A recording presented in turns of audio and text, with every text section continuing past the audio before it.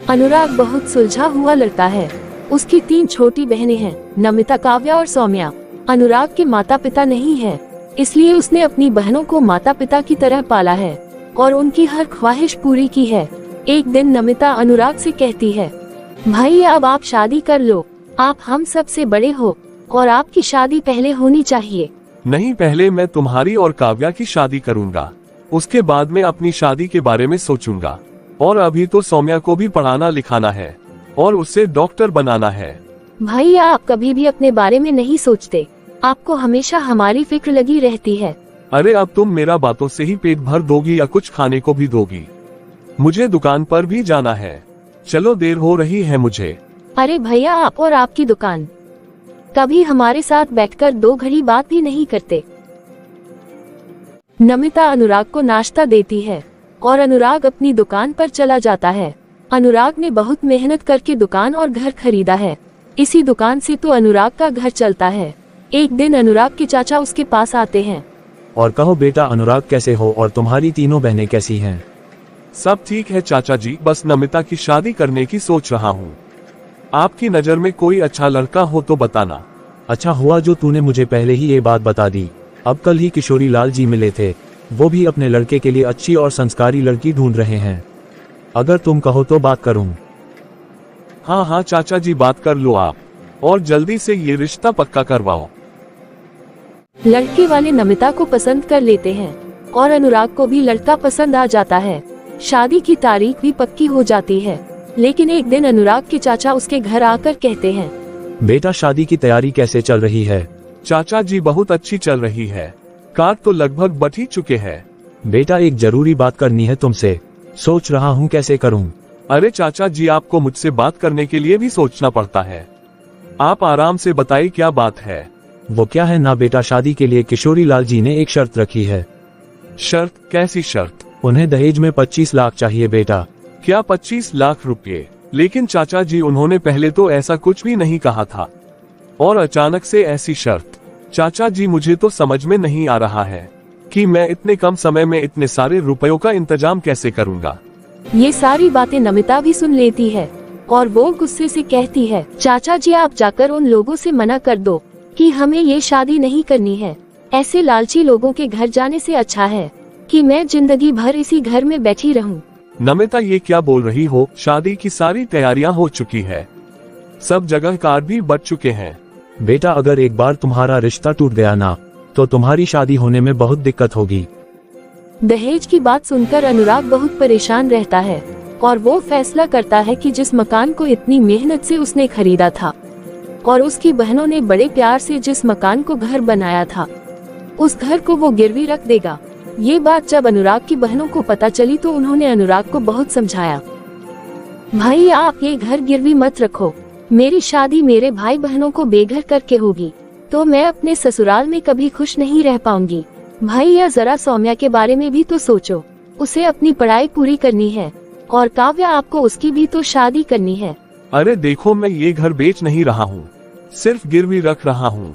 मेरी दुकान है ना, वहाँ बहुत अच्छा काम चल रहा है, तो मैं जल्दी ही घर छुड़वा लूंगा। और क्या तुम तीनों को अपने भाई पर भरोसा नहीं है क्या? तुम देखना, मैं जल्द ही यह घर वापस ले लूंगा। अनुराग अपनी बहनों की एक नहीं सुनता और वो घर गिरवी भी रख देता है। शादी के बाद नमिता अपने पति के साथ अमेरिका चली जाती है और अनुराग अपनी दोनों बहनों के साथ खुशी खुशी रहता है। फिर एक दिन काव्या अपने भाई के पास आकर कहती है, भैया मैंने एक इंटरनेशनल कंपनी में जॉब के लिए अप्लाई किया था, वहाँ से ऑफर लेटर आया है, मुझे कुछ महीने की ट्रेनिंग के लिए जापान जाना होगा। अरे तुम्हें नौकरी की क्या जरूरत है, तुम भी शादी करो और अपने ससुराल जाओ। भैया अगर मेरी शादी नमिता दीदी की तरह होगी तो मुझे शादी नहीं करनी। भैया प्लीज मुझे जाने दो, ये मौका हर किसी को नहीं मिलता है। काव्या के बार बार कहने पर अनुराग उसे जापान भेजने के लिए मान जाता है, लेकिन नमिता की शादी के बाद अनुराग को आर्थिक तंगी का सामना करना पड़ रहा था। ऐसे में काव्या के जापान जाने का खर्चा वो कैसे उठाता, इसलिए वो काव्या को बिना बताए अपना गिरवी पड़ा घर बेच देता है। काव्या, मैंने तुम्हारी जापान जाने की टिकट बुक करा दी है और ये लो कुछ रुपए तुम्हारे काम आएंगे। अगर तुम्हें और किसी चीज की जरूरत हो तो मुझे बता देना। इस तरह काव्या जापान चली जाती है। काव्या के जाने के बाद सौम्या और अनुराग किराए के घर में रहने लगते हैं। सौम्या अपने भाई की हालत देखकर बहुत दुखी होती है। वो अपनी पढ़ाई के लिए अपने भाई से कुछ नहीं मांगती थी, लेकिन अनुराग उसे डॉक्टर बनाना चाहता था, इसलिए अनुराग सौम्या को पढ़ने के लिए अमेरिका भेजना चाहता था। सौम्या, कुछ सोचा है तुमने? अपनी डॉक्टरी की पढ़ाई करने अमेरिका कब जा रही हो? भैया, मैं आपको छोड़कर कहीं नहीं जाऊंगी, और आपको पता है ना डॉक्टर बनने के लिए कितना पैसा लगता है, और वो कहाँ से आएगा? अरे पगली, तू पैसों की चिंता मत कर, मुझे जो करना पड़े मैं वो करूँगा, लेकिन तुम्हें एक बहुत बड़ा डॉक्टर बना कर रहूंगा। और अमेरिका, तुम्हें किसी बात की चिंता करने की जरूरत नहीं है। नमिता तो है ही वहाँ तुम्हारा ख्याल रखने के लिए। नहीं भैया, मैं कहीं नहीं जाऊंगी, समझे आप? मैं आपके साथ ही रहूंगी। मुझे कोई डॉक्टर वाक्टर नहीं बनना। तुम्हें पता है सौम्या, मम्मी पापा मुझे डॉक्टर बनाना चाहते थे, लेकिन उनके जाने के बाद मैं तुम तीनों बहनों को संभालने में लग गया, इसलिए मैं पढ़ाई नहीं कर पाया। मैं चाहता हूँ कि मम्मी पापा का ये सपना तुम पूरा करो, ताकि मरने के बाद मैं अपने मम्मी पापा से शान से कह सकूं कि मैंने उनका हर सपना पूरा किया है।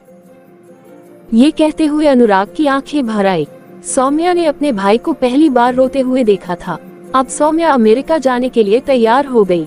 अनुराग ने सौम्या को आगे पढ़ाने के लिए अपनी दुकान भी बेच दी, और उसका एडमिशन एक बहुत बड़े कॉलेज में हो गया। सौम्या, अच्छी तरह से मन लगाकर पढ़ाई करना। या आप अपना ख्याल रखना।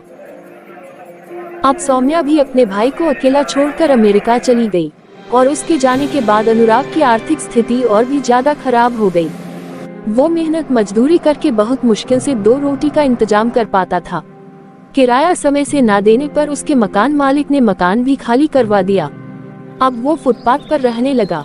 उसकी बहनें उसे फोन करने की बहुत कोशिश करती, लेकिन फोन में बैलेंस न होने की वजह से उसका फोन भी नहीं मिल पाता था।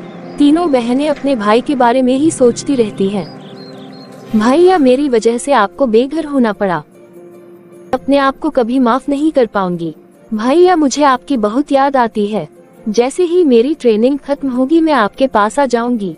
भैया, मैंने आपको कई बार कॉल किया, लेकिन आपका फोन बंद आता है। मैं आपका सपना जरूर पूरा करूंगी भैया। इस तरह समय बीतता गया। एक दिन अनुराग को बाजार में बहुत सारी राखियां दिखाई दी। दुकानों पर राखियां हैं। लगता है रक्षाबंधन का त्योहार आने वाला है। पता नहीं मैं अपनी तीनों बहनों से कब मिल पाऊंगा। वो ये सब सोच ही रहा था कि तभी उसका चाचा उसे मिल गया। अनुराग, तुम यहाँ क्या कर रहे हो बेटा? मैंने सुना तुमने घर और दुकान दोनों बेच दिया। हाँ चाचा जी, नमिता की शादी करवाई और सौम्या और काव्या को आगे पढ़ाने के लिए पैसों की जरूरत थी। अब राखी आने वाली है तो बहनों की याद आ गई। बेटा, तुम दुखी मत हो, तुम्हारी बहन भी तुम्हें बहुत प्यार करती है। लोग तो सिर्फ राखी का त्योहार मनाते हैं, लेकिन तुम भाई बहन संस्कार और रिश्ते निभाते हो। ऊपर वाला तुम्हारी सारी परेशानी दूर कर देगा। ये कहकर अनुराग के चाचा वहाँ से चले जाते हैं। अनुराग सड़क पर चल रहा होता है कि तभी एक कार वहाँ आकर रुकती है, और कार में से एक लड़की निकलती है।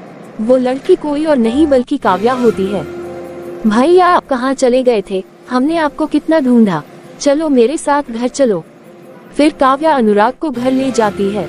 अनुराग वो घर देखकर बहुत हैरान होता है, क्योंकि वो वही घर था जो उसने नमिता की शादी के चलते बेच दिया था, और वहाँ नमिता और सौम्या पहले से ही मौजूद होती हैं। ये सब क्या है? ये घर तुमने कैसे लिया? और तुम तीनों इंडिया कब आए? ये घर हम तीनों बहनों ने मिलकर खरीद लिया है। सौम्या डॉक्टर बन गई है, काव्या एक बहुत बड़ी कंपनी में जॉब कर रही है, और आपने जो मेरी शादी में 25 लाख रुपए दिए थे ना, वो मेरे ससुराल वालों ने वापस कर दिए हैं। तो बस भैया, हमने मिलकर आपके लिए ये घर ले लिया, और हम वादा करते हैं कि आपकी उस दुकान से बहुत बड़ी और बहुत अच्छी दुकान खुलवा कर देंगे आपको, लेकिन उससे पहले आपको शादी करनी होगी। अब हम आपकी शादी करवा कर ही रहेंगे भैया। अपनी बहनों की बात सुनकर अनुराग आंखों में आंसू लिए कहता है, सच कहते हैं लोग, लड़कियां सच में लक्ष्मी का रूप होती हैं। तुम तीनों के जाने के बाद मेरे पास कुछ नहीं बचा था, और अब तुम्हारे आने के बाद मेरे घर में लक्ष्मी वापस आ गई।